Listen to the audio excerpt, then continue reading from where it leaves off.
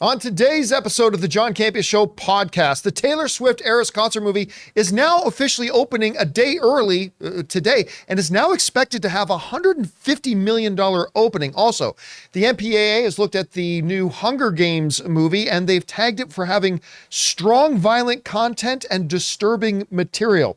Also, it sounds like Disney, in the wake of the whole Daredevil cancellation, is going to do a complete overhaul, not just of Daredevil, but of how they approach TV shows, and that's a very good thing. We'll talk about that.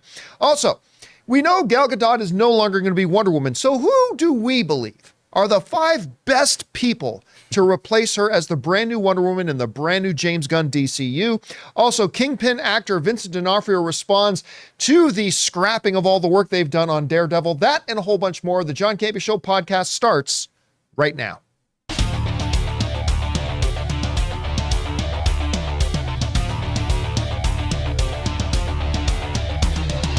Well, greetings and salutations, everybody. Welcome to the best damn movie-related show on the planet Earth, the John Campea Show podcast, coming to you from right here in our quaint little studio, brought to you in part by our friends at Mint Mobile. I'm, of course, your host, John Campea, and it is an awesome honor and privilege, as it is every day, to have you, our international friends, gather around as we talk about our favorite things in the world, movies and movie news, TV and streaming and all sorts of good stuff, not just giving you our opinions, but giving you some information and context so you guys can form your own well-informed opinions, whether the same as ours or completely different, on this absolutely wonderful game day. Because we've got Gen V coming out. We got a new Loki episode coming out tonight.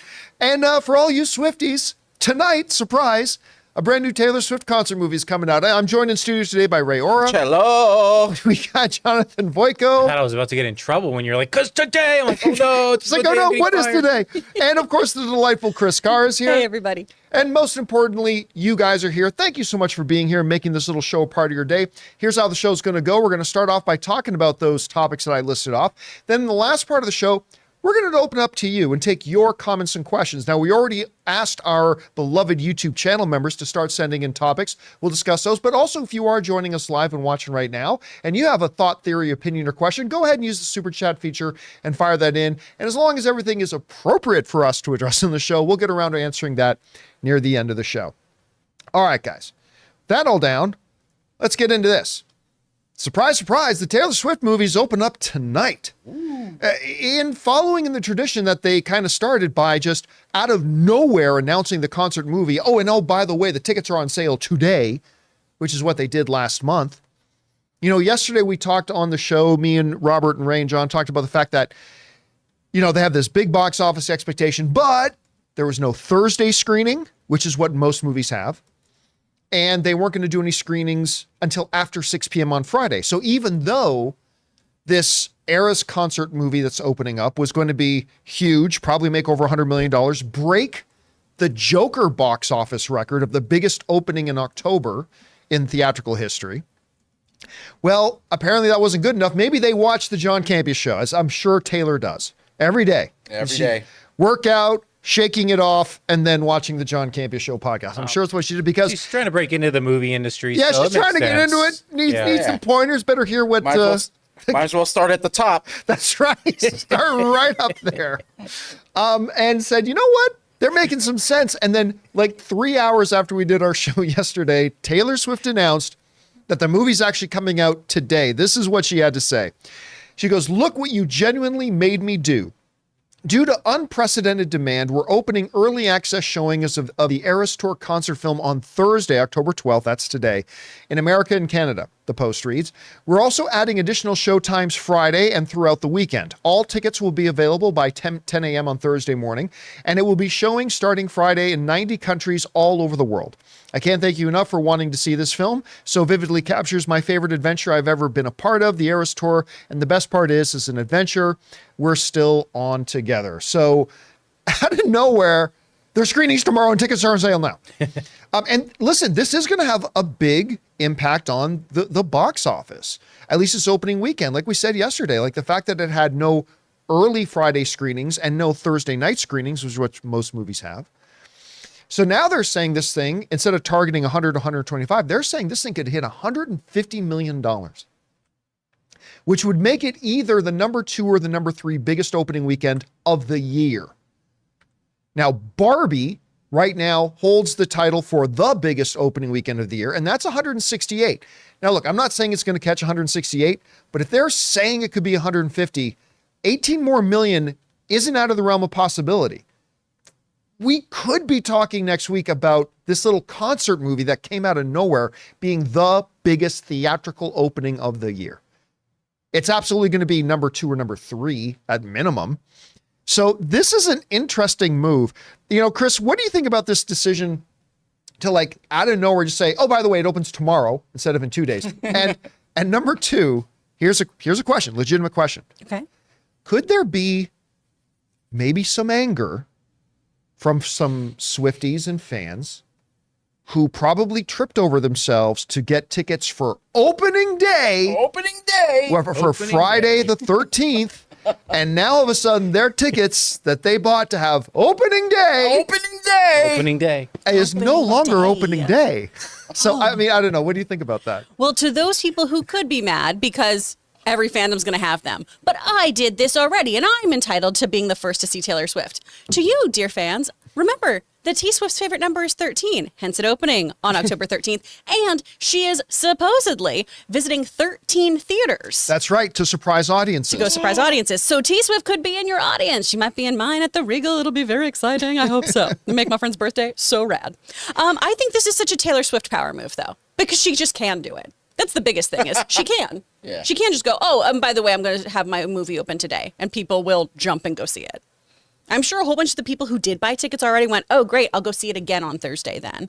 That's what I'm thinking. Yeah. They're like, Yeah. we'll just do it then. Which I think is a big part of why this is definitely going to potentially give Barbie a run for its money. I mean, Yeah. I really think it could close in on that 168 number because Taylor Swift fans are rabid. They love her. They want to go see all of this stuff. They want to be part of this. Even the people who saw the concert want to come back and experience it again. And the so many more of us who did not want to fork over that much money to be in the nosebleed section are really excited to see it this way from the comfort of our own theater close to us. So I think this is such a great, amazing power move. And again, Swifties, if you're upset, it's okay. You need to calm down. Here's another question, though. But let's say Monday comes around, and it's not supposed to, but let's say theoretically it actually beats Barbie and becomes the number 1 opening film of the year, opening-wise. What does that say about the film industry? Now, it's not like it's been bad. We've had several films with very, very big opening weekends, Mario Brothers, Guardians 3, obviously Barbie, things like that. But if this little out of nowhere concert movie just goes, oh yeah, by the way, we took some iPhones, shot this concert. I'm sure they did more than that. And now, oh, by the way, and we beat all your movies. I mean, what are the studios, what kind of conversations are happening in the studios? Well, I think this will only add to the whole AMPTP kerfuffle of take that last P off. We don't want to be part of this. Right. Producers already in a tizzy about it. I think it shows that you can, with the right amount of star power, with the right amount of people, momentum, and money, obviously, you can sidestep the big studios and do your own thing. I also think, and this is something that Randall Parker was saying earlier this year, where it was people kind of try to reinvent the Barbie phenomena, right? Of either having it do like the Jigsaw Paw Patrol thing or having really great merchandising behind it. And Randall Park said, no, we should talk about how this movie's concept, message, female-led cast, and female director could have something to do with its success, perhaps. Maybe we explore that. And a lot of the movies this year that have really thrived have had very large female audiences, a very big female message, but one that also connects with male audiences really well. Barbie, I think, is a phenomenal movie for men to go see because it's so much about the pressures of masculinity. Oh, yeah, absolutely. That's what Ken deals with the entire movie. It's really about that at the end of the day. And it's freaking funny, too. And it's so funny and it's so well done. And it's done in a way that's not condescending, that doesn't make anyone feel bad or wrong. It's just, hey, wouldn't it be nice if we all got to just be people and live how we needed to and take pressure off of ourselves? And I think those kinds of messages are things that people want to go see because we in our everyday life have those issues of, oh my gosh, I feel like I'm not pretty enough, worthy enough, this of that. Men having the same issues of, I feel Taylor like Swift I'm... will make you feel much better about that.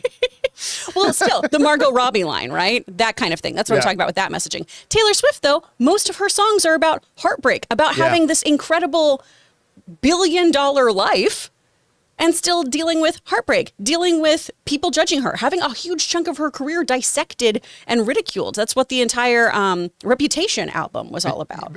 I don't remember who said it yesterday. I can't remember, Ray, if it was you or one of our viewers, but somebody, we've been debating it. Somebody came up with, we now know what her breakup with Travis Kelce song title will be. That was Travesty. Our friend, the guy who writes Alan? Was it Alan? Yeah, so somebody in the live chat Oh, put nice. that Travesty perfect breakup song title. All right. You date someone and it don't With work out. that down, guys, let's move on here, shall we? Let's move on to this. There's a brand new Hunger Games movie coming out, and apparently the MPA has looked at it, the ratings board, and they've tagged it by having strong, violent content and disturbing material. Now, this the name, I always freeze on the name of this movie, Songbirds and Snakes. Sure. it's like songs of snakes on a plane. Songbirds and Snakes. Songs of Snakes on a Plane. Songbirds and Snakes is the name of it. And listen, like I've said before, if you guys have watched me talk about this before, when they announced this new Hunger Games movie, a prequel, whatever, I was doing my best Chris Carr and saying, for why? Like, what's the point? Even when they started announcing a very interesting sounding cast, I was still like, no one's going to be interested in this, and I don't care about it, and whatever. And then all of a sudden at CinemaCon in Las Vegas in April, they played us this presentation with it. And I was like, wow, this looks really good. It looks really good. So I was shocked. I was surprised because I don't really care about this franchise all that much. But this looked great. Then the trailer dropped online, and a lot of people, we started hearing all over the place going, oh, that actually doesn't look bad. Well, now it has been giving its rating, and it is a PG-13, which is not surprising. What is surprising is those stronger words about strong violent content. This comes from the folks at Cinema Blend who wrote the following. The concept for Hunger Games is pretty disturbing. While it's a young adult property, the titular tournament sees young people from Pan Am fighting to the death with only one champion making it out alive. The beginning of each game is usually a massacre, but the movie franchise isn't known for extreme violence. But the official MPA film rating for The Ballad of Songbirds and Snakes, we will see the movie here, if that's the link to their review, teased that it might be changing in the prequel. As it reads, rated PG-13 for strong, violent content and disturbing material. I remember hearing an interview with one of the producers back around when the movie was first announced and they had just started shooting the film, saying, we are going to push the limits of what PG-13 can be. Now, they said, look, this is still a Hunger Games thing. We have to make sure we hit PG-13. But they said at the time, we're going to push the limits of what we think PG-13 can be as far as violence and stuff like that goes. And I remember at the time kind of brushing that off and thinking, we've heard tons of filmmakers say that. Oh, yeah, it's going to be PG-13, but we're going to really push the envelope on PG-13. I'm kind of hearing this, that the MPA is actually putting verbal warnings in it. This is strong violent content and disturbing material. Chris, are you expecting we're going to see, because some pretty horrific things happened in the Hunger Games movies, but it sounds like this is going to go beyond that. Yeah. Maybe a little bit more into, why am I freezing on the name of the Asian kids tournament movie that this is based on? Battle Royale. Battle Royale. Boy, yeah. Maybe get a little bit more into Battle Royale. How far can you take it before it comes on? I mean, as long as nobody says the F word and shows, boobies, there's a lot you can get away with. Or both at the same time. How violent do you think this is actually going to be? I think it has the potential to be very violent, especially, the rating system here in the States, obviously, we've talked about this before ad nauseum. It's so different. To your point, nudity and vulgar language, for some reason, gets a much higher rating and is much more of an issue than horrific violence, which I can't wrap my brain around a lot of times. Here's the thing. People are, the ratings in North America are more concerned of you showing a dick than they are of you showing a dick exploding. Yeah. Which is really, really weird. 1,000%. That's absolutely it. So it's a horrible, horrible story in that, it's, hey, we take people under the age of 18 and we make them fight to the death for sport. Yeah, and we take your children and slaughter them for fun. Yeah, and so that your district gets money. So that's why everyone participates in this. That in itself is a horrific setup. So I think you can really push things. And a big thing here too is, I'm sure a lot of this will be seen, but masters of cinema are always able to convey so much more by making you, the audience, imagine the atrocities. Yeah, that's true. If we hear things, they can get away with a lot of stuff, right? It's like that Green Lantern comic where we get the term women in refrigerator syndrome, right? Of we know that somebody's dismembered body is in a refrigerator, but because we don't see the dismembered body, we make it so much worse in our own head because there's just that little implied bit in the comic. That's a lot of what they could do here. You can show a lot of things without certain amounts of blood, can also tie into how much violence can be depicted in a show too, or in a movie. They can do some really messed up stuff. And I think that's going to draw in audiences more. Because I know for me, I'm like, I wasn't really excited until that last trailer. And honestly, if we really get into the nitty gritty about how the first televised Hunger Games is so horrifically violent, that's such an interesting commentary on media consumption and violence in media. All right. With that down, guys, let's move on to this, shall we? You guys remember that yesterday the news came out that despite the fact that it was getting close to being halfway done production, Marvel has decided to scrap all the work they've done on the Daredevil series because Kevin Feige just thought it's just not good enough. And it really brought up, if you guys remember when we talked about this yesterday, really brought up the notion about the fact that I don't really think Disney Plus knows how to make TV shows, right?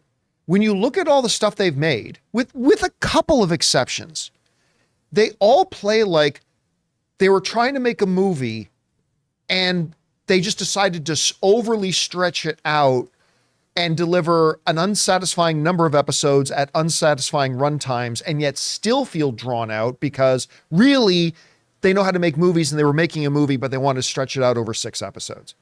And that's can be defined as the definition of a lot of the Disney Plus shows that they've put out.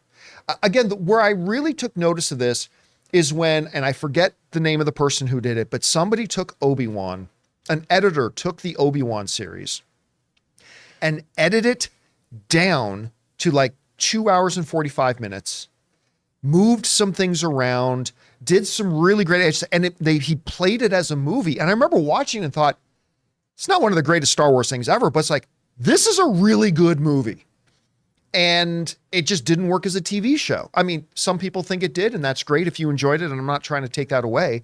I'm just saying for me and a lot of people it didn't work. Well, that's partly due to the fact that, as came out in the reports yesterday, Disney doesn't even approach their television shows like TV shows. Their shows don't have traditional showrunners.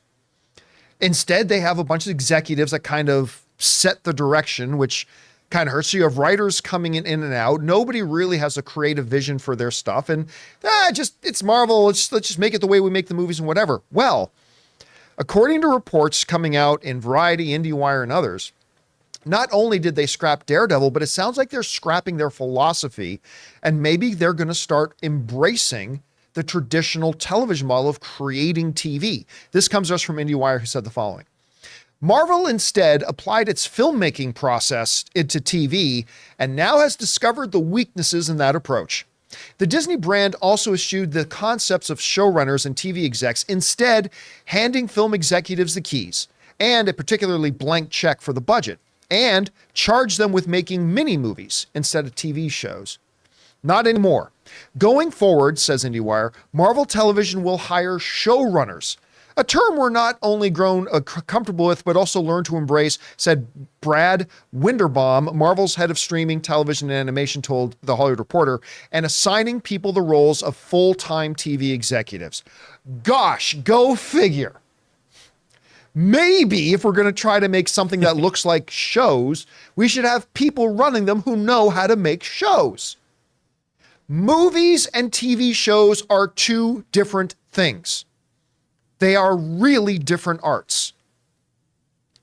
You're telling a movie, now I prefer the art of movie making because I love it when I think it's far more challenging for somebody to introduce us to characters, concepts, flesh those characters and concepts out, give us their conflicts and their obstacles, have them process through those processes and obstacles, all while deepening our understanding of the characters and the world they live in, and then bring it to a conclusion all in about a 2-hour package.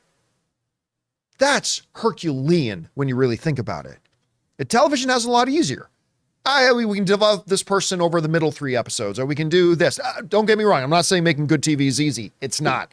But I kind of prefer the movie making art, but they are 2 different arts. And somebody who really knows how to tell a compelling television series that brings us in instantly in the first 1 or 2 episodes, keeps us hooked in as the episodes progress while expanding on the world, introducing subplots, all that kind of stuff, and then bringing it to fruition in the last couple of episodes to give us a satisfying ending. Damn, that's near impossible too. But they're different. And just because somebody knows how to do one does not mean they know how to do the other. And we've seen the repercussions of that in Disney Plus's, not all of it, some of it's been very good. You know, I love a couple of things they've put out there, but on whole, their original stuff is not as good as HBO's original stuff. Their original stuff is not as good as Amazon Prime's original stuff. Their original stuff is not as good as Max's original stuff. Their original stuff is not as good as Apple TV Plus's original stuff. It's subpar because they have subpar processes. And now maybe the reality of looking at Daredevil not turning out the way they had hoped it would and realizing maybe we need a new process. It sucks, Chris, what happened to Daredevil. It sucks that they had to waste all that time and all that money getting halfway through making a show. But maybe the silver lining in this is they're going to adopt the right process. And if they do, I think we're going to start getting better television out of them. I don't know. You read all of this. What's your takeaway from it? When this news came out yesterday, Logan and I lost our minds of, they don't have showrunners? They don't have show Bibles? Are you kidding me?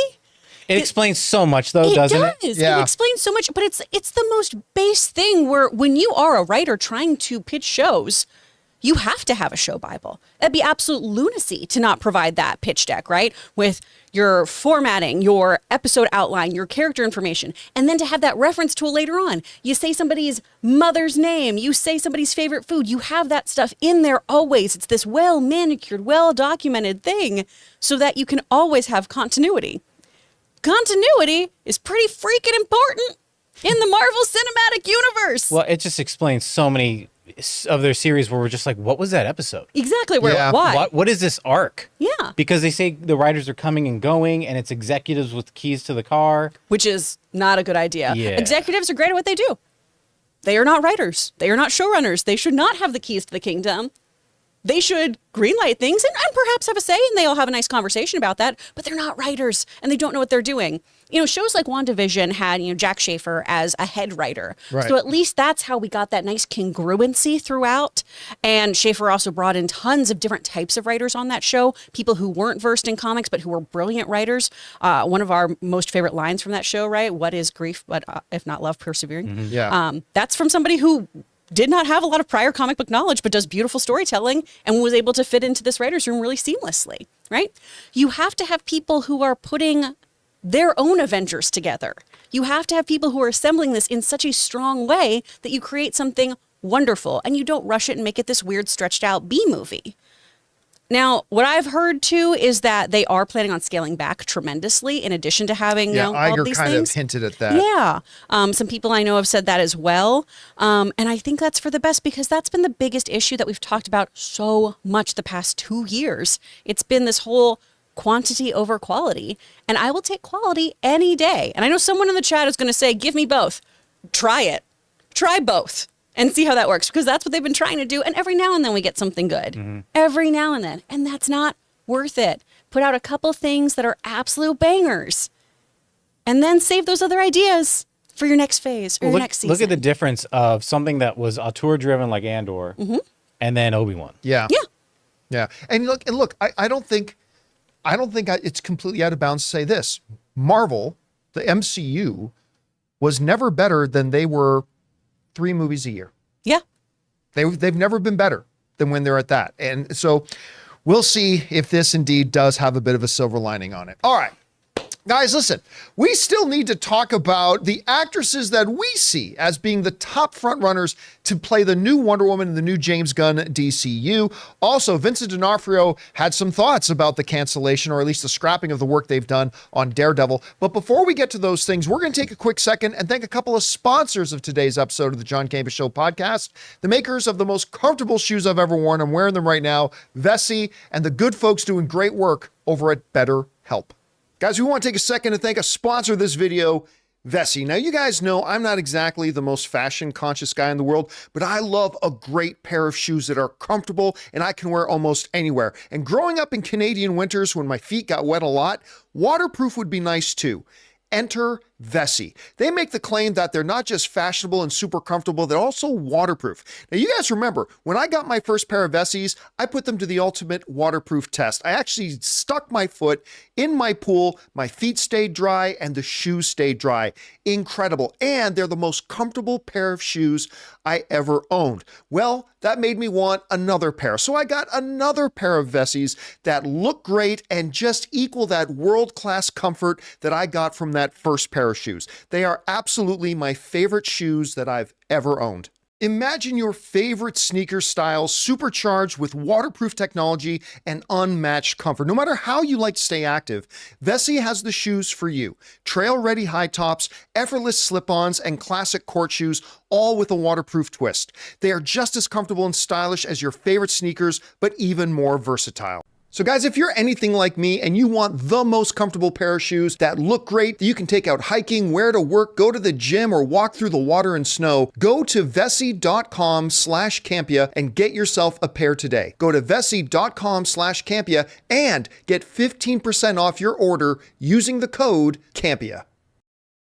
Hey guys, we want to thank a sponsor of today's video, BetterHelp. You guys know that I've been saying for a long time that it's time for us to start prioritizing mental health in our lives. And if you're thinking of starting therapy, give BetterHelp a try.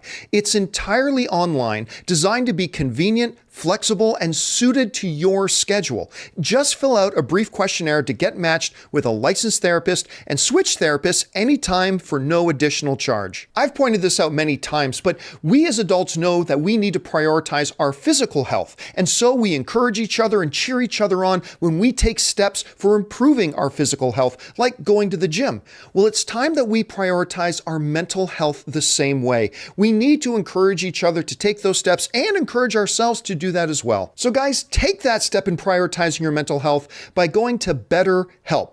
Visit betterhelp.com/Campea today and get 10% off your first month. That's BetterHelp, HELP.com/Campea. And thank you to our friends at Vessi and BetterHelp for sponsoring this episode of the John Campea Show podcast. All right, guys, with that down, let's talk about this. Gal Gadot is not going to be Wonder Woman anymore. So somebody's going to have to be the Amazonian in the new DCU moving forward. And I, like Moses coming down from the mountain, am bringing to you the undisputed 5 best choices to be the new Wonder Woman. Now, actually, these are just my own subjective thoughts, of course, but we thought we'd get the discussion going and talk about, well, who will be the new Wonder Woman? Because listen, in DC, it's pretty much agreed upon. There is a trinity. There's a ton, thousands of characters in DC, but there is a holy trinity. That trinity consists of course, Batman, Superman, and Wonder Woman. You can't have a DCU without a Wonder Woman. They haven't announced any plans for one yet, but I believe that is coming. So who ultimately should play this character? All right. I got some names I want to throw out here, but the first name is actually one that I'm saying I do not recommend, even though I'm hearing a lot of people talk about this name. But there's one I don't recommend, and that is Jamie Alexander. Now, John, boy, we thought you liked Jamie Alexander. Didn't she on that panel with you before? Yeah, listen, I love Jamie Alexander. There was a lot of thought she might have been in the running to be Wonder Woman before and all this kind of stuff. And silver lining, she didn't get Wonder Woman, but that opened her up to be able to go and have her own television series called Blind Spot, which was actually pretty damn good. I love Jamie Alexander. I think she's fantastic. That being said, Jamie Alexander, I believe, turns 40 this year. that is not too old to play Wonder Woman, but it might be a little too old to start playing Wonder Woman. So just on that basis alone, I'm going to look forward to everything Jamie Alexander does, but I don't think starting off as Wonder Woman at her age right now, I don't think that's the best starting point for it. So I'm going to say that I don't think Jamie Alexander will be it. Oh, even though she checks all the other boxes. Physicality, beauty, absolute incredible acting talent. But, you know, I don't think this is the right role for her at this point. Okay, so who are the people I could see doing it? All right, I'm going to start here. Karen Gillan. She is phenomenal. I have loved her even in bad things I've seen her in. I thought she is great. What was that little action movie that she did with Guardians of the Galaxy. Jumanji. No, not Jumanji. Oh, the one where she's like John. It's like a John Wick kind of movie. And Everything Everywhere All at Once lead actress, Academy Michelle Yeoh was in it as well. And I'm forgetting the milkshake name. one. Shoot, what's it called? Milkshake. It's Gunpowder awful. Milkshake. What's it called again? Gunpowder Milkshake. Gunpowder Milkshake. Oh, but it's fun. That sounds Awful bitter. movie, but fun. But very and fun. she's really good in it. So she nails the physicality. She's got good physical size, but most importantly, something they forgot when they were casting Wonder Woman before, a talented actress. Oh. A talented go. actress. So again, That I think she could be a very, very good choice. If they woke up to tomorrow and said Karen Gillan's going to be the new Wonder Woman, I'd be all for it. Not to mention, by the way, she has a little bit of experience with working with one James Gunn. So there's a little bit of an inside track there, good familiarity. So I think she would be an incredible choice to play the character. All right. At number 4 for me, Isa Gonzalez. My awakening to Isa was Baby Driver, where she just oozed charisma in that movie. And again, you know, this is a real good test to tell if I think a performer's really good. If I think they're good in a bad movie. Because she was in Michael Bay's Ambulance. I'm not going to sugarcoat it. That movie sucked. But she was a standout. And I thought she was incredible at it. Now, some might think, oh, is she a little bit small? Whatever. Listen, she's been, check this out. She's been like hitting the workouts hard. She is bulk. She's got muscle. She's got shape. She's got all this stuff to bring into it. Again, incredibly gifted, talented actress. Oozes charisma, all that kind of stuff. Does action wonderfully. I think she could be a really good choice to play Wonder Woman. All right. Let's go down to number 3. Ana de Armas. World-class actress, world-class beauty. And if there was ever any doubt about whether she could carry off like the lead in an action-based kind of comic book film, go watch the most recent James Bond. Because in there, she's terrific. By the way, just in case there's any confusion, she's actually not in the movie Yesterday. Didn't know if you knew that, despite the fact that she's in the trailers. Not in there. I'm And calling my again, lawyer. like sometimes she's looked kind of like a little girl. But again, I mean, check this out. Like she has been building up now. She's got great shape to the shoulders, squareness, abs, the whole bit. She's been, I don't know if she's preparing for Wonder Woman or what, but she's been adding the physicality to everything else too. And again, she can carry great on-screen action. Again, if I woke up, is she the person to play Wonder Woman? Maybe, maybe not. But I'm just saying, if we woke up tomorrow and James Gunn announced that Ana de Armas was our new Wonder Woman, yeah, sign me up. That's great. All right. At number 2 for me, Zazie Beetz. Zazie Beetz has shown, like, first of all, if you didn't know how great she is in Atlanta, watch Atlanta. And then in case you think that, well, maybe that she's great in that one role, but she can't do other stuff, watch her in Joker.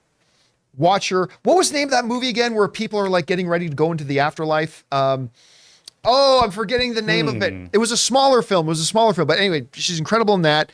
And then she's got experience in the comic book genre. She played Domino and everybody loved her as Domino. She's also multilingual. I didn't realize. Yeah, I didn't she know that. speaks German, French, and English. You know what? She does that in Atlanta. That's right. I forgot she does that in Atlanta. She's incredibly beautiful. And man, if you want to ask if she can bring the physicality, I mean, take a look at this. She's got shape and mass and all that kind of stuff. She looked incredible as Domino. She's a world-class actress. Zazie Beetz would be an incredible choice. Now, I would be happy with all of the actresses that we've already mentioned. But like a lot of other people that I've seen online, actually, Screen Rant did an article on this recently, and they named the same person as number one that I'm going to name at number one. But the person I just have not been able to shake out of my head who would make a fantastic Wonder Woman for a long time, besides Erin Cummings, is Alexandra Daddario. She's got a physical presence. She's a wonderful actress. She's incredibly, she carries the Wonder Woman kind of beauty. And if you're wondering if she can pull off the physicality, that is a strong looking girl. That is a strong looking girl. She's already got the physical shape to be Wonder Woman. She's got great acting talent. She's got great charm and personality. She owns the camera when she's on screen. I just love this girl. And I kind of often lament that she's not actually in more stuff. So I think she would be fantastic. So again, the ones and there are others, I'm sure there are many other good names, but I'm going to say the names I would love hearing tomorrow morning that are going to be Wonder Woman is either Karen Gillan, Isa Gonzalez, Ana de Armas, Zazie Beetz, and then winding up, of course, who would be my personal number one choice would be Alexandra Daddario. But again, that's not to say that she's the only choice or that these five are the only choices. I'm sure there's many great actresses who would do a great job playing Wonder Woman. These are just the ones to me that kind of come to mind that I think would be pretty fantastic. Anyway, Chris, I got my list. Do any of the actresses on my list stand out to you? Do you have any off the top of your head that maybe I didn't include on this list? What do you think? I really like Zazie Beetz. I think that's a really great pick. And I brought up multilingual because that's something Diana often flexes as somebody who is an ambassador of the world, of being able to speak multiple languages. And frankly, people who typically are bilingual, trilingual, it's easier for them to learn those lines on the fly too. So we'd be able to believe her when she's speaking Greek or anything else or some alien language that she's had to work on, right? So I think that's a great pick. My issue with Daddario, she's so beautiful. She's so stunning. And she looks like comic book renderings of Diana. I've never seen her play somebody very strong. And I'm sure that she's capable of it, but I've often seen her be a softer voiced person, somebody who sometimes subdues to others. And the most recent thing I saw her in was White Lotus. So that also might be why I have this kind of mentality of her. But that's not to say she's not capable of it. It's the only thing that gives me pause on here. Someone who I'd add to the mix, Adria, I think you pronounce her last name, Arona? Bix from Andor. Oh, see, as I was looking around what other people picks were, there were a couple of places that put her on the list as well. I think she'd be great. Yeah, that's another one that not on my list. But if, again, tomorrow James Gunn announced that she was it, I'm happy because she was so good in Andor. She's so good in Andor. And listen, she needs a better comic book movie. Let's get the stink of Morbius off her. Yeah. Let's put her in a better vehicle because she deserves it. She's so talented. There's another name that a lot of people are throwing around out there that I just cannot get on board with, even though I like her. Now, I always mispronounce her name. Adrian Padalecki. Oh, because she did the Wonder Woman series that didn't get picked up. That's right. She did the pilot for the Wonder Woman series, which was awful. Oh, yeah. You can find that pilot online. It's kind of like finding rough. the Star Wars holiday special. It's not as bad as the Star Wars holiday special, but it's pretty bad. A lot of people, too, keep bringing up, well, Pedro Pascal was in that, and then he got to be in a Wonder Woman movie. Yeah. Not a great Wonder Woman movie. Yeah, and not a good comparison. And yeah, she did great as Mockingbird. She is wonderful. Did she?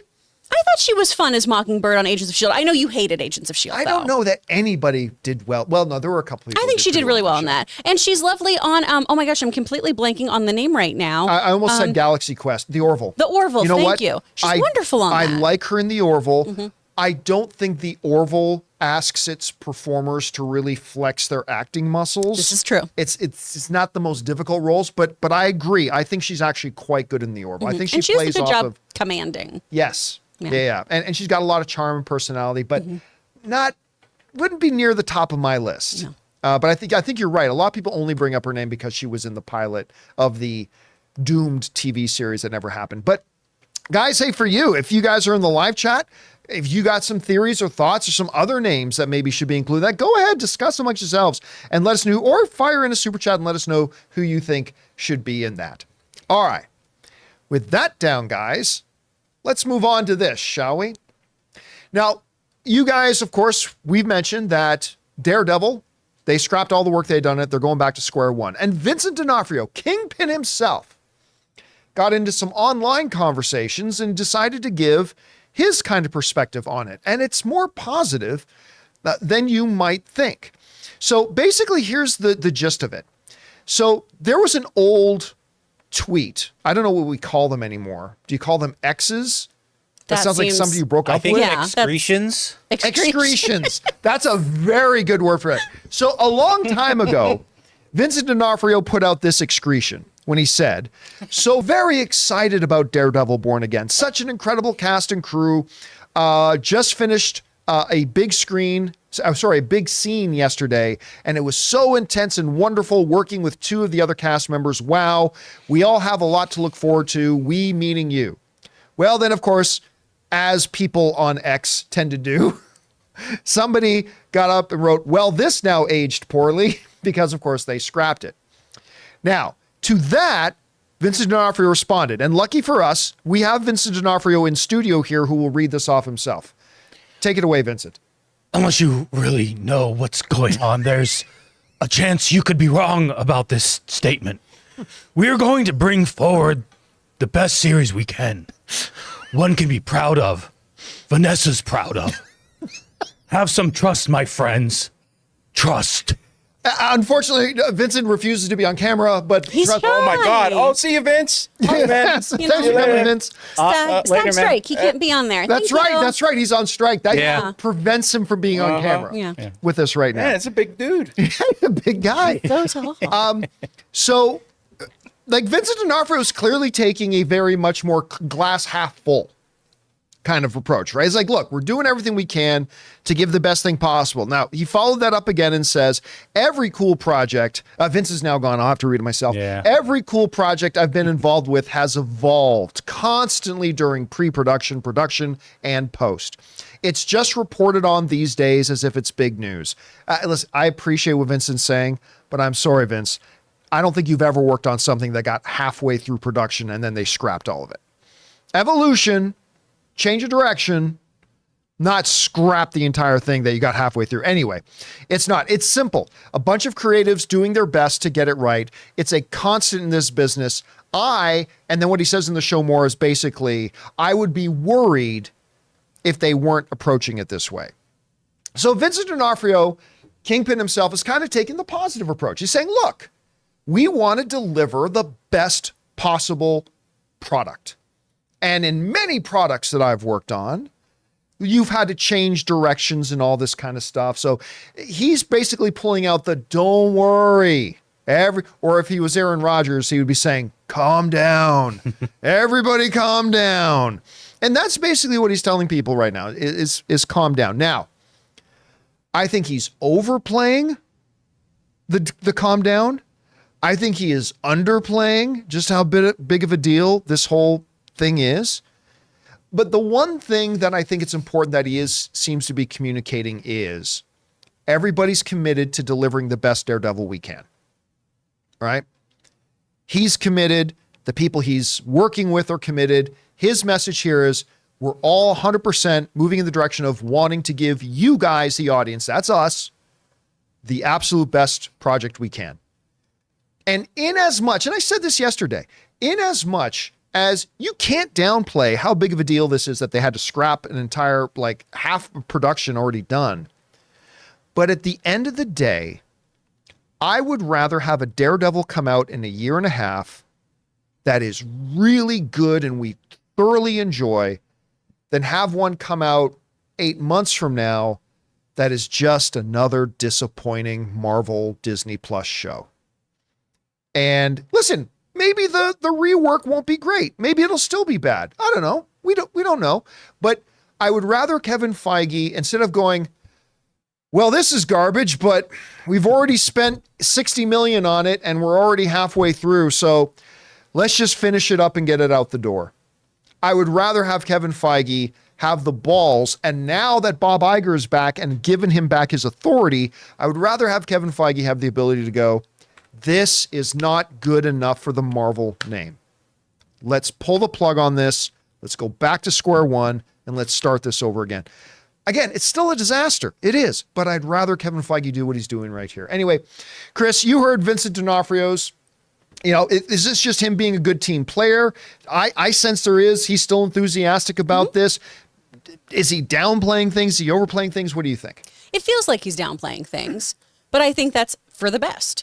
And I think this is ultimately for the best for us as viewers. Because both camps get to win, you guys, right? We had so many people from the jump of a lighthearted Daredevil, a Disney Plus Daredevil. I don't want any part of it. It's going to be garbage. Who are now saying, see, I was right. It's garbage. And we have other people who are now saying, oh my gosh, I can't believe they got rid of my Daredevil. Y'all, we're going to get a Daredevil. They're reworking it. My Daredevil. He is going to be born again. Let it happen. Just let it happen.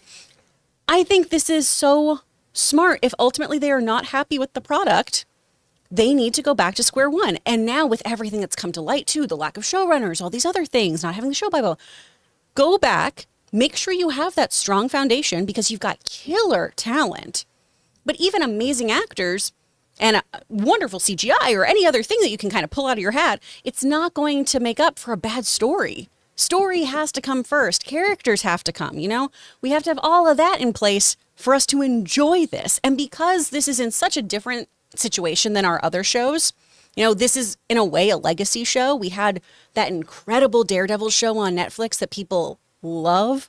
You can say what you will about season 3, but seasons 1 and 2, people really loved. I still liked season 3. I love season 3. So many people on the internet seem to not enjoy it, but it's so comic book accurate. I love it. But there's a lot to live up to here. So they need to get it right. And with their track record, I would much rather have them go back to square one, get it sorted, and move forward with a better product than give me something that's half-assed. One of the big concerning things, we didn't talk about it yesterday, and I'm not seeing it talked about a lot. One of the biggest concerning things about the way the project was going was in the Variety report, it mentioned that in the new Daredevil that was coming, we don't even see Matt in the suit until episode 4. Like, the show is called Daredevil, right? Yeah, they really like to hold back on their reveals a long time. I mean, they were mentioning it was going to become more of a legal procedural, which I'm all for. Yeah. I love really leaning into Matt's work as a lawyer as well. But the show is still called Daredevil, and we're not going to see him as Daredevil until a month after the show starts? Until episode 4? What? Now, come on, that doesn't take a genius to look at and say, that might be problematic. I mean, so yeah, they definitely had to go back to the drawing board and start this one over, and let's see what kind of direction they go in. All right, guys. With that all down, we're now going to go over and start taking your comments and questions that you guys have been sending in. But before we do that, we're going to take another just quick moment here and thank another sponsor of today's episode of the John Campea Show podcast, my mobile service provider. And if they're not yours, you're just wasting money every month. Our good friends at Mint Mobile.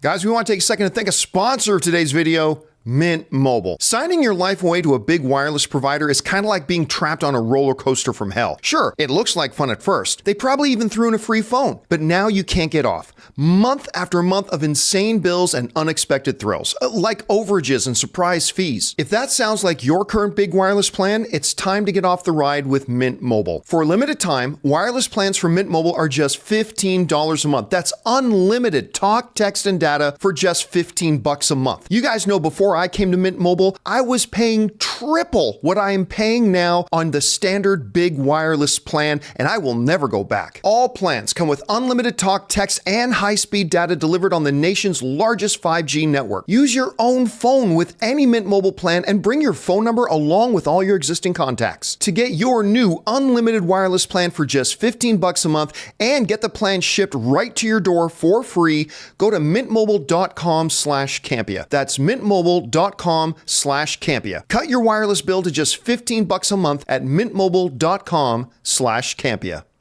And thank you to our friends at Mint Mobile for sponsoring this episode of the John Campea Show podcast. All right, guys, with that down, let's get over to those live questions you guys have been firing in here. Chris, what do we got up? From Mark Badalto. It's game day. Game day. Frasier premieres today. Oh, really? Oh, yeah. Excited to watch my favorite show return with a bunch of my friends tonight. Are you guys excited to watch it? You know what? I was not excited at first, but That's good intrigued because reviews. I loved the Frasier show, and I loved Same. Frasier even back when he was on Cheers. But then I read like a couple of reviews from some of the bigger trades, and they were like, you know what? This show is a lot more charming than we thought it was going to be. I've heard really good things about it. So I didn't realize it was starting already. Me neither. I hope it's good. Because one of my other favorite shows from that era, like when I was a kid, was Night Court. I used to love Night Court. And then they relaunched it. And it's hot poop. And so here's hoping Frasier can do what Night Court could not. You know what court show is better, right? Sex Court TV. It's on Ray's monitor right now. All right, what's next? You know, From Court is Zach, better. sending in an almost $20 super chat. Thank you, Zach. Thank you. Did you guys think Marvel will ever get into their darker side? Do you guys think Marvel will ever get into their darker side? Eventually make Midnight Suns, bringing characters like Venom, Punisher, Ghost Rider, etc.? Clearly, if they did, it won't happen for years. What's your thoughts? They represent a quandary for Marvel because while there are people who want those characters, they want them a certain way, a way that Marvel is not willing to do them. Right? People say, I want Ghost Rider. Nah, you don't.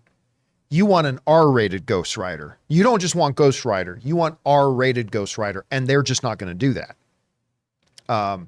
It's not a part of their DNA and what they want it to be. Kevin Feige was pretty clear. He said, we do not do R-rated stuff except for Deadpool. And he explicitly laid that out. That was when the question of Blade and everything came out. And that presents a problem. So you can give some people the character they say they're asking for, but they're not going to be happy because it's not going to be R-rated. So I don't know. Look, one of the problems with Marvel, there's too many characters. It's making, and I've been saying this since the movie blog days. When you now have your world filled with so many characters, there's nothing special about the characters anymore. Like when we watched Sam Raimi's Spider-Man, Spider-Man was unique in the world. We watched Christopher Nolan's Batman, Batman was unique in the world. When you watched, Christopher Reeves' Superman, Superman was unique in the world. The MCU, and She-Hulk even made fun of this. The MCU's gotten to the point that everybody's got superpowers. There's a superhero over there, supervillain stealing some tomatoes over there. There's and there's so many characters. So I just don't see how they'll do it, but it's not impossible. I was thinking that would have been a great place for like Disney Plus to have like a small section of Marvel. Because the thing I like about Marvel is their characters you can relate to. And this is not an example of my own life, but Sentry, right? He's a druggie, right? But they can't do that in like this Marvel MCU. But maybe a side where people like actually there's real life problems. Like that's why I like the Runaways on Hulu. Oh, I loved Runaways. Because you could relate as a kid to them. They need to bring some of that back. And I don't know if it fits right now with the MCU. All right, what's next? From Ian McAllister. Hey, Chris.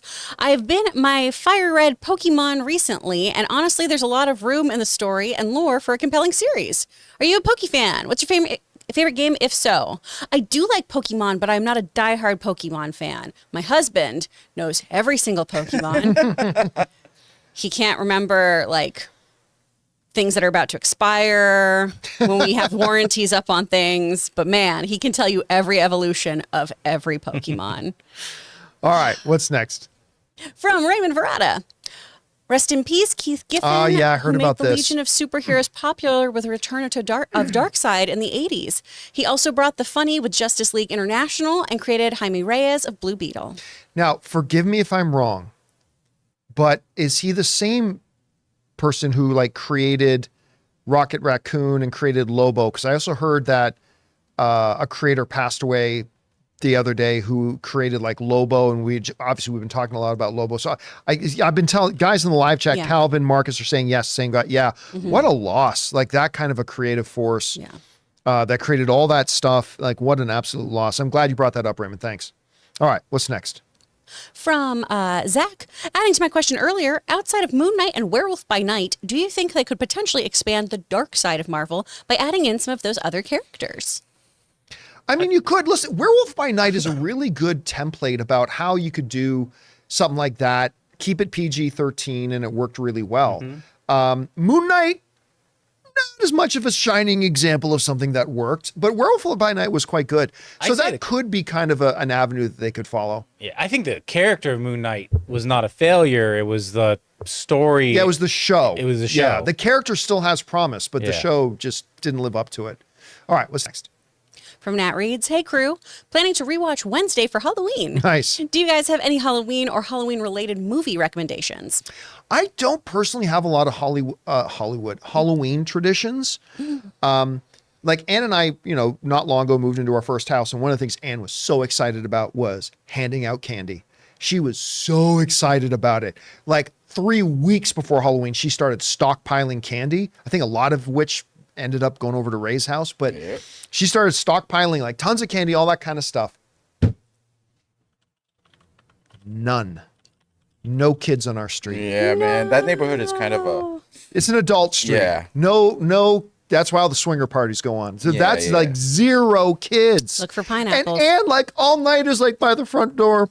Like she just wanted to hand out candy. She was just probably eating it. So she's like saying this. She might go over to your house. I'm gonna watch Five Nights at Freddy's this year. You know what? Yeah. Nat, go on to Disney Plus if you got it and watch The Adventures of Ichabod and Mr. Toad. Yes, that's a good one. Ooh, or Haunted Mansion. Hey, it's out. It's going to be out soon. So you It could. is You out. can watch Hocus Pocus too. I like to watch Practical Magic and have margaritas because of the midnight margarita scene. Practical. Is there a night that you don't have margaritas? I'm just Most nights. Oh, okay. Yeah. All right. They're What's my next? jam. That's just me. Oh, hi. Hi. From Guzman. Gina Carano as Wonder Woman, where my career could have been. Oh, Gina Carano as Wonder, where my career could have been. Yeah. Look. Look. There we go. The controversy aside of what her self-inflicted problems that she had, I've always liked Gina Carano. I'm a big mixed martial arts person. I've always been a fan of hers. But let's call a spade a spade. Gina was never exactly a strong actress. Like famously, she was even given a leading role in the movie where the director later overdubbed her voice as somebody else. I mean, so I don't think that ever would happen. But listen, before she sabotaged her own career, I was actually looking forward to seeing how her career would evolve. And to see, because she was taking these small roles that she was perfect for. Like I loved her role in Deadpool. I like seeing her in that. I loved her role in Mandalorian, smaller roles, but given like little steps, baby steps, right? And I was really looking forward to seeing what she could evolve into, but we will never know, I unfortunately. told you it's gonna be Rhea Ripley. That's Rhea Ripley. That's Wonder Woman. Out of Rhea Rhea likes that Ripley in idea. a DC movie. Oh my gosh. That girl is a physical specimen. Yeah. So strong. Yeah. So good. I mean, I look at her and I think comic book figure. Yeah. That is a comic book figure. Yeah. physique. She was created by Darwin Cook. Yeah. All right. He was By the way, you real should hard. look up a couple of pictures of Rhea Ripley to show a little bit later while we're doing the questions. All right, what's next? See her at the beginning of her WWE Yeah. career and see how she looks now. Yeah, It's a fun transformation. All right, what do we got next? From Arun. Hey, John, there's been a huge debate going on in my hometown where producers believe YouTube reviewers are destroying the regional film industry. They say reviewers influence audiences and not because the movies are bad. I have no idea what you're talking about. What do you mean? Can you bring that back up for a second, Jonathan? The YouTube reviewers are destroying the regional film industry. Well, I need to know what is their basis for saying that. And what YouTuber is saying, man, I hate any movie made in Boston. So I'm not really... The enemies of Ben Affleck. So I have no context. You got to give us context, dude. You got to give us context. Otherwise, we don't know what you're talking about, unfortunately. All right, what's next? From Hank Dunn, the best character in all of TV is back. The first 2 episodes of Frasier feel like the show never ended. Can't wait for the rest of the season. Oh, it's already dropped? Oh, wow. By the way, where is it? Is it a Frasier is Paramount on. Plus thing? I a thought it was Peacock? Max. I would think it was Is it Peacock. Max? I'm not sure. I can look it up. Reboot. Look, I will. I didn't know it dropped already. Honestly, I just assumed it was going to be on traditional broadcast television, but it sounds like it's on a streamer. Paramount Plus. It is a Paramount Plus thing. Oh, so well, I am I'm curious to check it out. this- I will be looking forward Was this to the it. transformation you're talking about? Yes. That's a transformation. Yeah. Yeah. right. Rhea has got, because she's tall, she's not like bodybuilder. It's hard to define. She's not bodybuilder muscular. She's like perfect athletic physique muscular. Yeah. Like she's got the bodies of a swimmer meets a gymnast in a tall body frame. Like it's crazy. I remember I saw her once and I was like physically intimidated. I think she's great. All right, what's next? From TJ Perry, bold prediction. Eris becomes the first $3 billion film. People, especially affluent ones, are going to rent out theaters and host concert parties. I love your optimism, TJ, but no, it's not. It's not going to be a $1 billion film. But it's certainly going to be big and the movie theaters need it right now. But I love your optimism. All right, what's next? From Corey M, someone I would love to play Wonder Woman is in the DCU is May Kamawai, the actress who played Layla the Scarlet Scarab in Moon Knight. You know what? She wasn't bad. Yeah, she wasn't bad at all. Now, maybe I'm not remembering it correctly, but she's rather demure, isn't she? But then again, like Ana de Armas, like from a physical type perspective, one of the things that Gal Gadot I really had going for her, she's very tall. She's a very tall presence, right? Nowhere can you see that better. My favorite Gal Gadot performance is actually in, I'm forgetting the name of it, John Hamm, Isla Fisher. Is it Keeping Up with the Neighbors? Is that the name of it? Oh, that one. Wasn't it? And the guy from Zach Galifianakis is in it. And Just the neighbors? yeah, so it might just be the neighbors. So Zach Galifianakis and Isla Fisher just play as this regular couple with their little home. And then I think like in their neighborhood moves the couple of John Hamm and Gal Gadot. And it turns out like they're super spies. And there's these scenes with Isla Fisher, keeping up with the Joneses. Aiden Foley put that in the live chat. There's a scene where Gal Gadot and Isla Fisher are in a change room together trying on clothes. And like Gal towers over Isla Fisher, like towers over her. She's so teeny. Yeah, oh my God, still. Isla Fisher's such a patootie. All right, what's next? From Andy, 1 of 3. I'm reading the Hunger Games prequel book, and I'm a third of the way through. Like Glass Onion, the title may sound dumb, but I get why it's titled that way, as it relates to the story. I also definitely see why they cast the lead actress of West Side Story as Lucy Gray, the leading female character. I'm not surprised at the MPA rating for disturbing material, as it's horrifying what some Capitol citizens did during wartime in the past to survive. So this book exists already? Yes. Oh, I didn't realize that. I think it was released in 2020.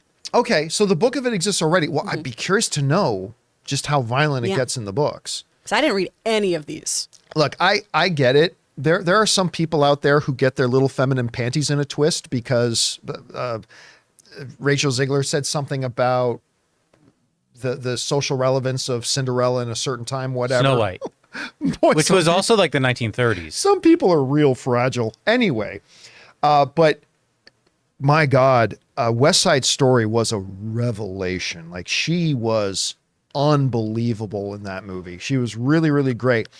Not, Shazam 2 was not exactly the best example. Sorry, did I say Cinderella? Yeah, I said corrected Snow you White. though. Yeah, sorry, my mistake.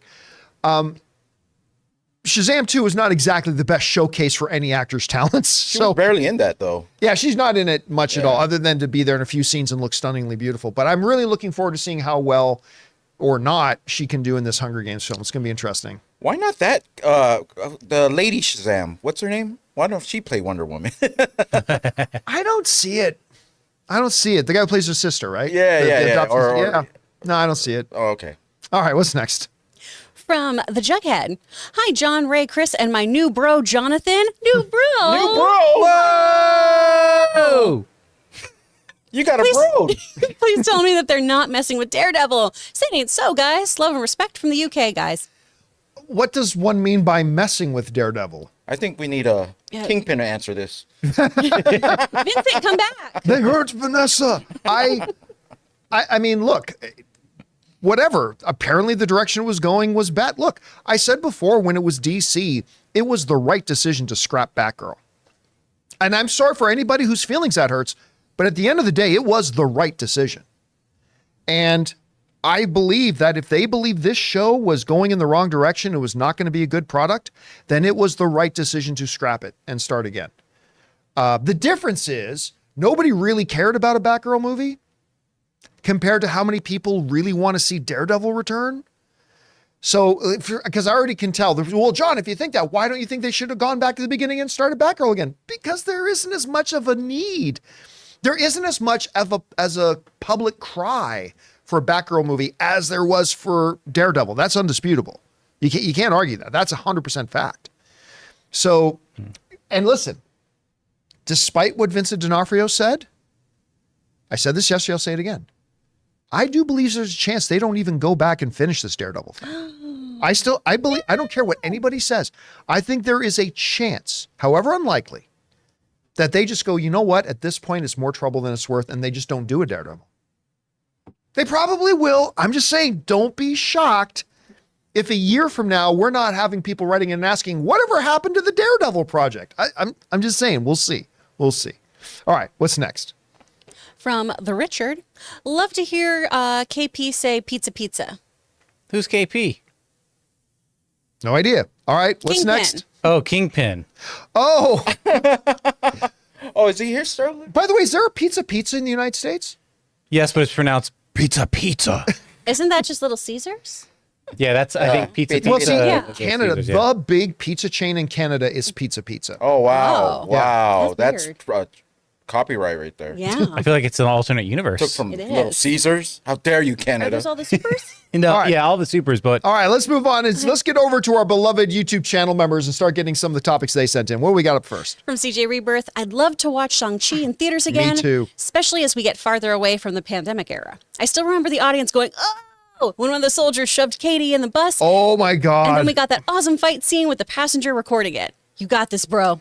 Look, that the best overall action sequence, I think, in a comic book movie is the airport scene in Civil War. I love that. But the best fight scene, I think, in any comic book movie ever is that bus scene in Shang-Chi. Actually, that scene, Ann and I set up a theater room, and a buddy of mine got us this Sonos. I don't know anything about audio, okay, just so you know, but got us this big Sonos surround system put in that room. And whenever I have friends come over that haven't seen the theater room yet, that is the scene I put on to kind of show off the room. I put on that bus scene because not just the fight and the sound of the bus and the fighting, but also that DJ Snake song. Boom, boom, boom, boom. I was like, oh, it sounds so good. But that scene, and yes, you're right.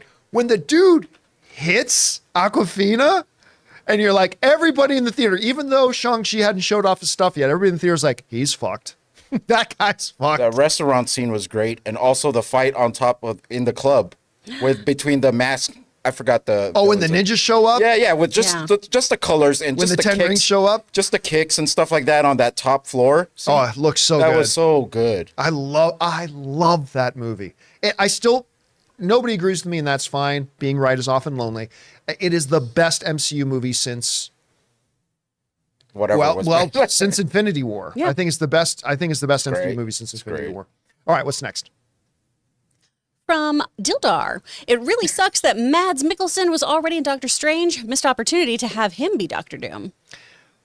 He could have been a pretty cool Doctor Doom. Now, that being said, though, here's the problem. Ray, can you look up the age of Mads Mikkelsen? Sure. No, don't get me Timeless. wrong. I'm not He's saying timeless. Mads Mikkelsen is too old to play Doctor Doom. That's not what I'm saying. But traditionally, Doctor Doom is a contemporary of Reed Richards, right?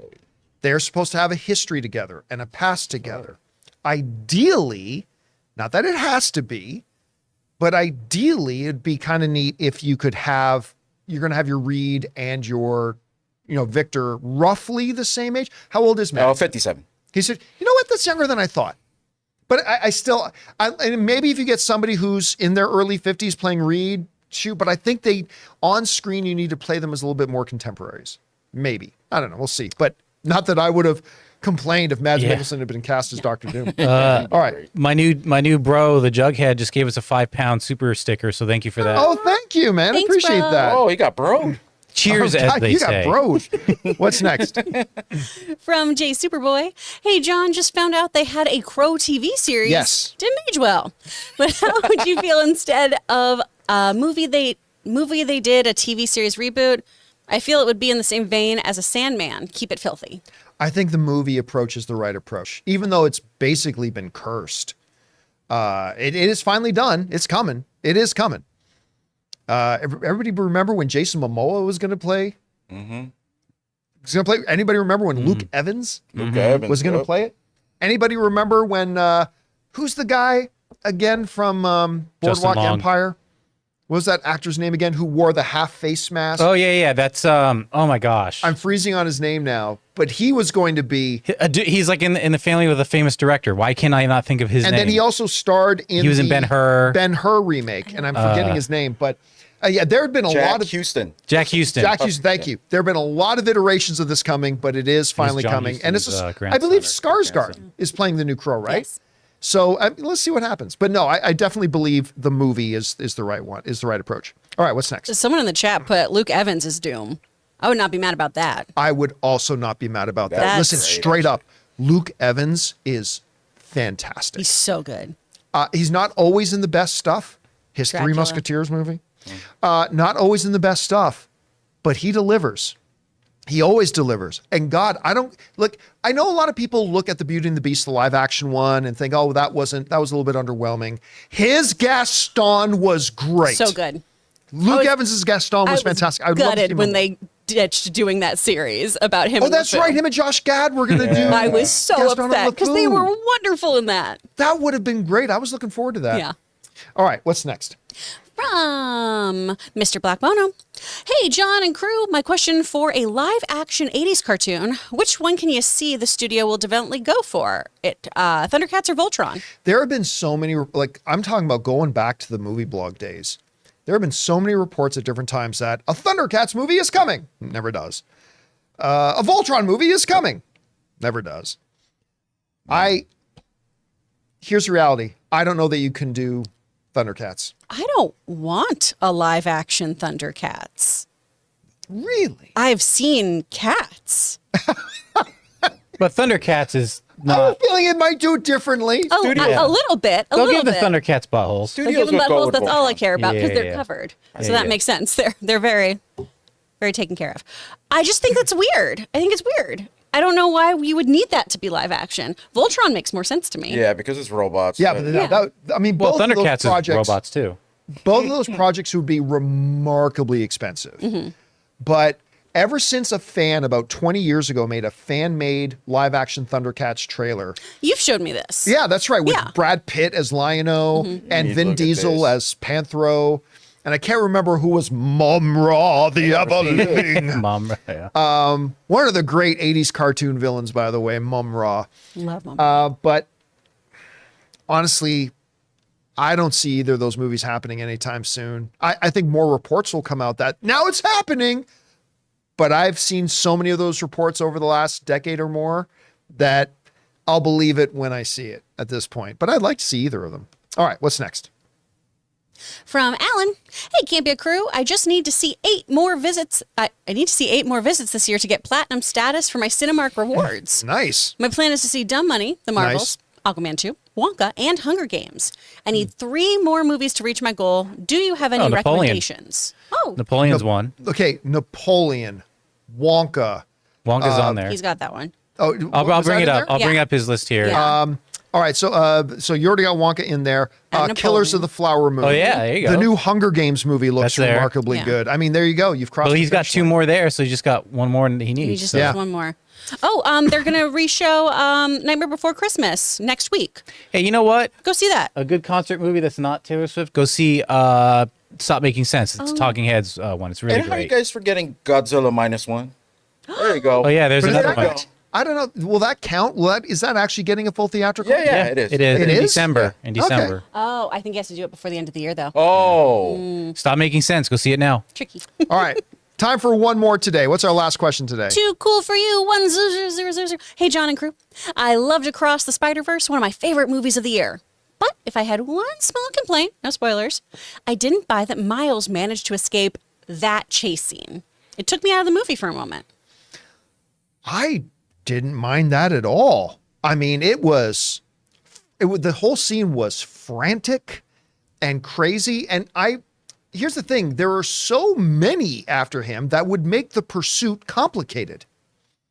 And, having one kind of slip out of that becomes a little bit more feasible. By the way, for me, Across the Spider-Verse is still the number one movie of the year. Yep. I mean, all due respect Your to opinion is movies like correct. Oppenheimer, and Air and others. But right now, I still got to see, Napoleon, Killers of the Flower Moon, a lot of big, great movies coming out still. But as of right now, Across the Spider-Verse is still my number one film of the year. Yeah. I still love it. I thought they did a great job of showing that frenzy, like you were saying, and showing Miles really struggling and having to pull all the tricks he had and really just try to bob and weave to the best of his ability. And because there were so many cooks in the kitchen, it was problematic. So respectively, bitch, no. No. By the way, it just so happens that yesterday, we got a new TV installed yesterday, Ann and I. Yeah, that's like 7 times the size of your wife. Yeah, it basically is. But we had walked into a place and it was like half the price of any version of it we'd ever seen anywhere else. And we're like, and I am so, you want to know how lucky of a guy I am? I'm the one who has a wife that says, we need a bigger TV. A lot of guys would kill to have a wife that would say to them, we need a bigger TV. So we had the new TV installed. And the first thing my wife put on it yesterday was Spider-Man Across the Spider-Verse, because I think she loves that movie even more than I do. And I forgot, one of my favorite things in that movie is that for whatever reason, Peter always has the baby with him. He's like all this ridiculous stuff. Kind of annoys and he's me. got the baby with him the whole time. I was really hoping at the end there, like, what he was just going to go off on his own. And when he grabbed the baby again, I'm like, God, I'm sick of the nightgown and just leave the baby sleep. I loved it. I thought it was great. I wanted more of the baby on screen. And when he's like finally talking to Miles, like, hold the baby. It'll change your life. Hold the baby. It's just, that movie's so good in so many levels. All right, guys. And that'll do it for today's installment of the John Campea Show podcast. Thank you so much for being here, making the show part of your day. Hey, guys, a little bit later this afternoon, we're going to be doing an open mic. So if you're free in a couple of hours, come on back and join us live for that again. I'll be taking your guys' live questions and all sorts of stuff. I want to thank the people in the room with me, Ray Ora, Later. Jonathan Voico, See ya. Chris Carr. Respectfully was the word I was trying to say, but we ended up with bitch. That always happens. My name's John Campea, and until next time, my friends, Bitch, please. bitch.